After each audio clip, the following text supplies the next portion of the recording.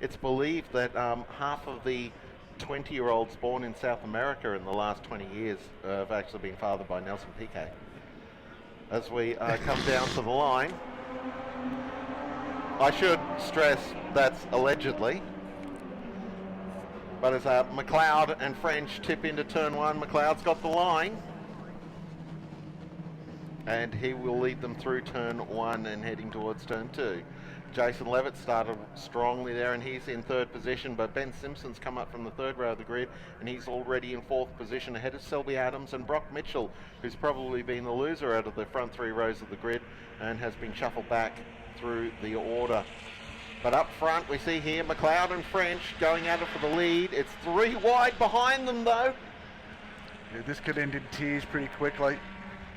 It looks like that's Simpson, Mitchell and Levitt all going side by side down into turn three. Hasn't Levitt come on in the last few months too? He's racing with an awful lot of confidence. We've got a slow car further back in the field there. Someone's carrying some damage.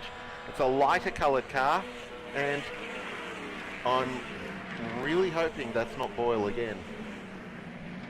They had some vapor lock issues amongst the whole field in yesterday's racing. That's why we had a lot of retirements in the first couple of laps. Just the temperature was a little too warm for them yesterday, and they weren't quite adjusted for summer racing as they're looking to go four wide here. We've got 6 cars descending on turn 6 altogether, squabbling over fourth place. There's Levitt, Mitchell, Selby Adams, Brett Turner's in that fight now. This is what we wanted to see all weekend, close racing from the Kiwis. And Scott Andruski, I think, has come up into this fight as well. But there's the race leaders. Simpson has gotten away from the battle for fourth. In fact, he's just taken second place away from Bruce French. So Mick McLeod's going to have to watch out. He had quite the gap on Simpson in the first race yesterday, but Simpson mowed him down, and we're now setting up a repeat of the same. So McLeod's going to have to watch his mirrors to see how far Simpson is closing. As we look back at this fourth position battle, Jason Levitt and Brock Mitchell side by side with Selby Adams, Turner, and there's the number 3 car of Menchufel at the back of that group, along with Scott Andrisk, and it looks like Joe Andrisk is coming up to join that battle group as well in the second of the Harvey Mechanicals and Welding cars. Big lock up there from Menchufel further back in the pack of the number 3 car as he's trying to keep Brett Turner and Scott Andrisk at bay. Briefly separated into 2 groups of 3 instead of 1 pack of 7. And here comes Mitchell on Levitt once more. Brock Mitchell, one of the emerging young stars of the Queensland racing scene, had a fabulous 4th place in the HQ Nationals last year at Queensland's other circuit over there on the Darling Downs. Look at across the start-finish line. Well, they're starting to spread out a little bit now as we focus once more on Jason Levitt in 4th place and his 2 pursuers as the dust cloud is picked up from further up the field. It's actually a reasonably thick one. I hope that isn't because a car's gone west. And we're back up with the race leaders, and Simpson's got, no, it's McLeod still holding the lead, but Simpson's got him. So I was 5 seconds premature there as Ben Simpson has blown by Mick McLeod on the run down the back straight. Well, I tell you, Simpson is on in the charge. The car looked lightning fast in the first opening couple of laps, and I think he's done a great job. I love the new colour scheme in this car too, by the way. It's a slight reverse of Simpson's old colour scheme, which was a lime green with the black racing stripes running up the 2 black racing stripes run up the middle. There is now sort of a ghostly, vague, dark green stripes in the same position on a black car now. It's sort of like, and we look at it from the side on the way, the sickest positions, it's very, very late set. We got, there's a wounded car on track. Is that not McLeod? That's not McLeod, is it? I'm thinking it might be Simpson, actually. We'll watch it. No, that's McLeod, I think. Oh, my goodness. Oh. That looks like Mike McLeod, because I noticed the white banner on the windscreen and the sign writing down the side. So I think that is Mike McLeod. So McLeod, who was having that down. Yeah, he was having a brilliant meeting. A win in the second in the first 2 races, but now he's heading down pit lane with an ill car. So this promotes the 4th place battle here to 3rd place.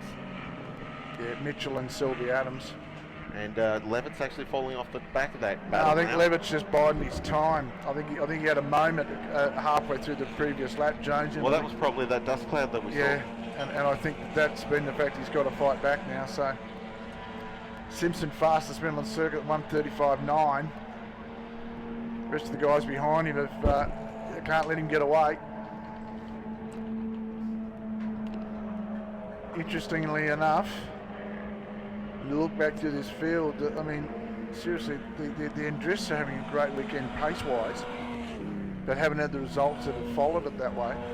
And I'm just so glad to see that the likes of both the back cars and Boyle are still out there running. They've had dreadful and wretched times yesterday afternoon. Look at Levitt now. He's back. Or is that just Bruce French is actually falling back towards the 3rd place battle? I think he is. Selby Adams had a look at Mitchell on entry into turn 6, and Levitt in turn had a look at Selby Adams. It's a bit like watching Tour de France, where they spread themselves across the track in chevrons when the wind's running a certain direction.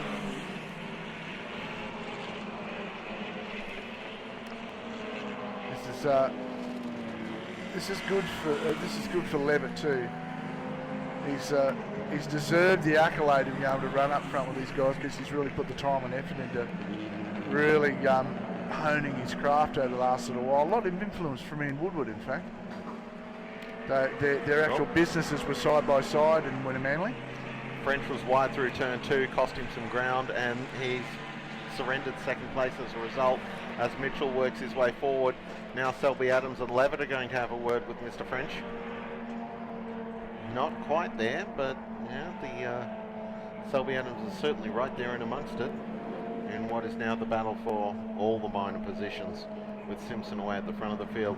Coincidentally, the HQ lap record here is actually one of the older lap records at Queensland Raceway, and it's owned by Simpson, but not this one. Michael Simpson is the lap record holder here, but they're not really putting that record under any threat at the moment. There's a name I haven't heard for a long time. Michael Simpson.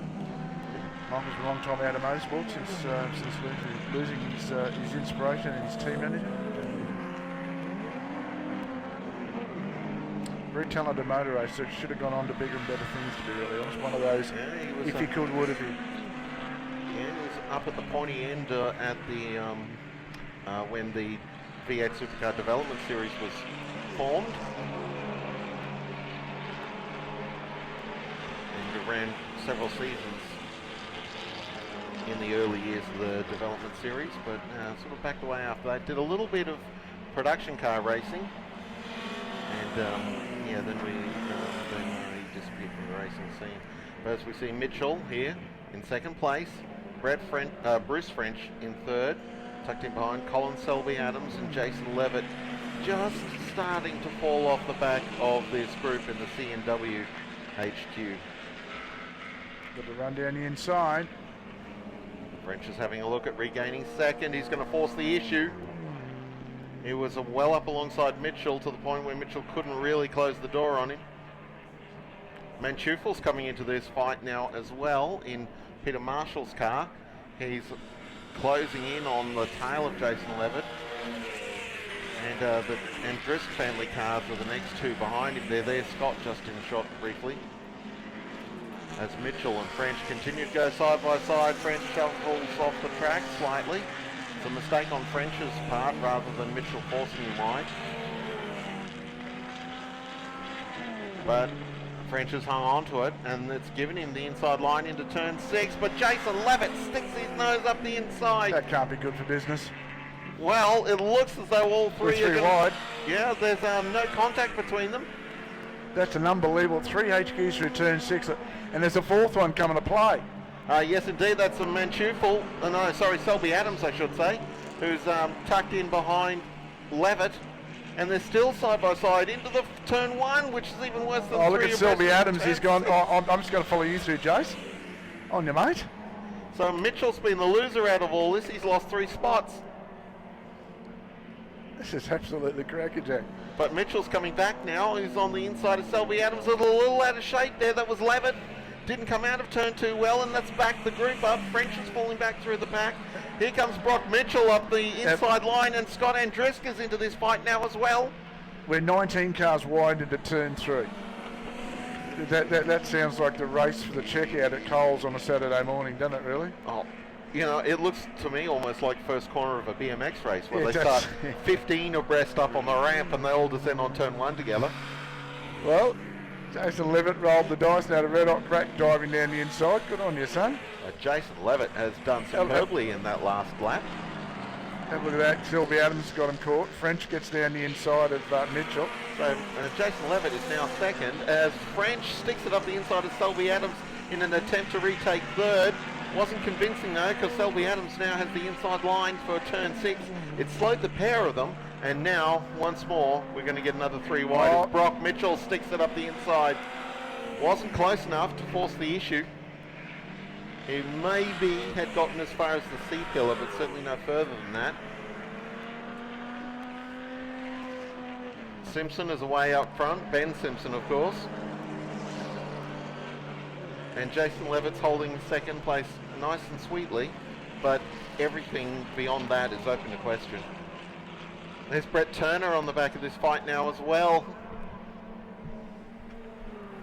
Yeah, so we now have a 6-car nose-to-tail battle for third place. And if Jason Levitt makes a mistake like he did just then, if he makes another one of those, it won't be a 6-car battle for third, it'll be a 7-car battle for second. Look at them all. French. Mitchell. Both of them having a look at Selby Adams, but Selby Adams taking a very conservative line through turn 3. Yeah, this pack of 6 is definitely reeling in Jason Levitt now. Yeah, but Levitt's got to do he can still run away if he needs to. He's done a great job of showing his pace. He's just got his head down at the moment. He's got a gap of 6 100ths, or actually 6 seconds, I should say, on the field. Ben Simpson's got 5 seconds on Levitt, but there's only half a second from Levitt back to this snarling pack. As we see, that was Mark Strachan, who's on the track and limping. Normally that's a blown tyre when you see a car running in that sort of situation, but he's actually he actually got right off and out of the way. Yeah, he's actually going quite quickly for a car with a busted tyre, so that can't be the problem. No, it can't be, no. It's like he just broke and got off track because he saw him 2 and 3 wide. Yeah. Maybe he's just not getting revs out of the car and he's having to race accordingly. Oh, 2 wide through turn 1 there, and it's Scott Andriska who was caught wide in that fight, and he might lose a spot there to the flying Brett Turner. Fastest man on the track so far, believe it or not, has been the Manchufel. Yeah, I can believe that. Because that would have been lap 6 of 8. Yeah. Down deep. Sorry, Jones, you're down deep into turn 3 now. These guys are really starting to, I'd say, get to the point of where these Kenda tyres are going to go. Now, guys, now look, I'm just letting you know, I've played well for a little while, but from this point on, you're on your own. Yeah. You guys insist on not losing weight and continuing to be heavy, then I'll continue to run out of grip a few laps before the end of the race. They'll be starting to get. The front end is normally okay, so the rear end goes off primarily. A bit of mid-corner push in by Levitt. The car rolled over onto the right-hand front. So rear-wheel drive, of course, these old Holdens. So which normally helps with the balance of your tyre wear. They are actually quite neutral to drive, Mark, I've got to tell you. Driven a few over the years and a great car to drive. No, it's not a terrible first category for someone to race in. It's not going to give you bad habits that's going to have to be re-educated if you move into a faster class later on. You're going to learn how to race, that's for sure.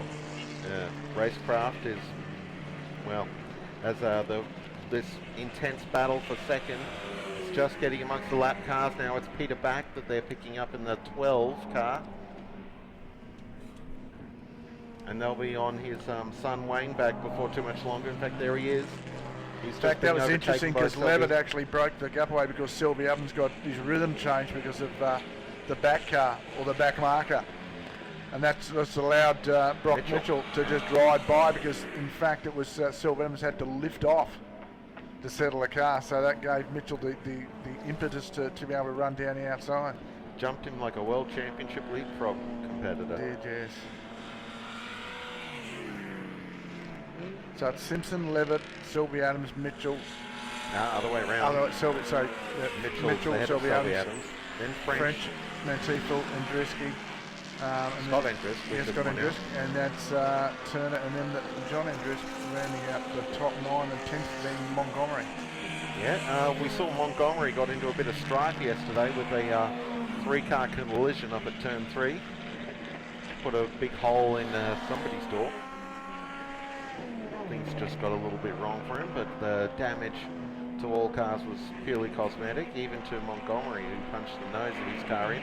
Apparently didn't damage the radiator, and he's back and running this morning, end up in the top 10. It's a lot of work to do. 2 laps remaining, Jonesy. They tip into turn 1 here, and there's sideways. That's Selby Adams and French both head off the track. They both went into turn 1 far too quickly and couldn't hang on to it. And the pair of them lose 3 positions. More than that in Selby Adams' case, because of course he lost the spot to French as well. They both tried to outbrake each other into turn 1. So Levitt went to sleep, and it's Brock Mitchell that's done the damage. Yeah, he's been in second place for a long time now, Jason Levitt, but it's... Sorry, I'm misthinking there actually. It was... No, it was Jason Levitt. Jason Levitt's been in second for the last 3 or 4 laps. It's taken quite a few laps for Mitchell to break out of that group and mow him down. All he needed was a little bit of free air. Levitt's not giving up the spot. The elbows are up. It's like watching a couple of paparazzos, a couple of paparazzos trying to get a photo of a royal. The elbows are up. So Levitt's going to dive back there. Oh, hello. He's going every which way but loose. Oh, you can't do that, son. Not so much every which way but loose, because the car was loose as well. And this has allowed Selby Adams to catch up on the pair of them. Well, Ben Simpson's well clear at the front of the field, and he's done it very well out there. Thoroughly deserved race winner, but this battle for everything else in the field has been highly entertaining and far from over. You got to reckon that of all things that Mentifield's thinking about, there going, I'm here. Yeah. You didn't forget about me, did you? And that's been a problem. Was that contact there between Mentifeld and Levitt? I'm not sure. It almost looked like a hip and shoulder, to the point where I thought I saw Levitt's car lurch. Yeah, and here's Scott Andrews coming into the fight as well. I saw the orange car there battling for position with Levitt, and I thought, oh well, Selby Adams is back on it, but it's not. It's Jimmy Mentifeld who's come through the field in the number 3 car. The race leader out in front and gone Simpson. Brock Mitchell sitting back in second, and there's our race leader. He's the battle for second's the absolute cracker. And these guys are putting on such a show. Simpson's been out in front well and truly for a long time, and but he hasn't backed off. His last time around was the 36.0, only 2 tenths off his best. That's all going to be happening. Imagine what's going to happen as they're coming down here. In fact, it's all come through a little bit unceremonious. The moment checkered flag, and it will be. Yep. Simpson, bit anticlimactic. I thought it might have been an absolute dive bomb fest. Second. Mitchell leads Levitt across the line for second place. Drag race for 4th, won by Jimmy Mentifeld under the pressure from Scott Andrisk. Brett Turner was next across the line ahead of Brett French and Colin Selby Adams, recovering after their mutual off at turn 1. Joe Andresk has come through, and he's best of the rest there in 9th place, ahead of Montgomery. And there's another battle pack there as Mark Levitt chased Montgomery across the line. Wait for Shuttlewood to come around. In fact, Shuttlewood's fighting for position here with Tim Boyle. And Shuttlewood will get there in 12th position. Tim Boyle is 13th. Noel Cunnington is still out on track at the moment. He'll be last car across the line in 14th in the third of the Harvey Mechanicals and Welding cars. Derek Riceley had already finished. He was a lap down. Ahead of the back family, Wayne ahead of Peter with Mark Strachan, Andrew Toft, and Mick McLeod, of course, unable to make the finish. Short break as we wait for Cunnington to come around and take the last car across the line, and he'll be 14th.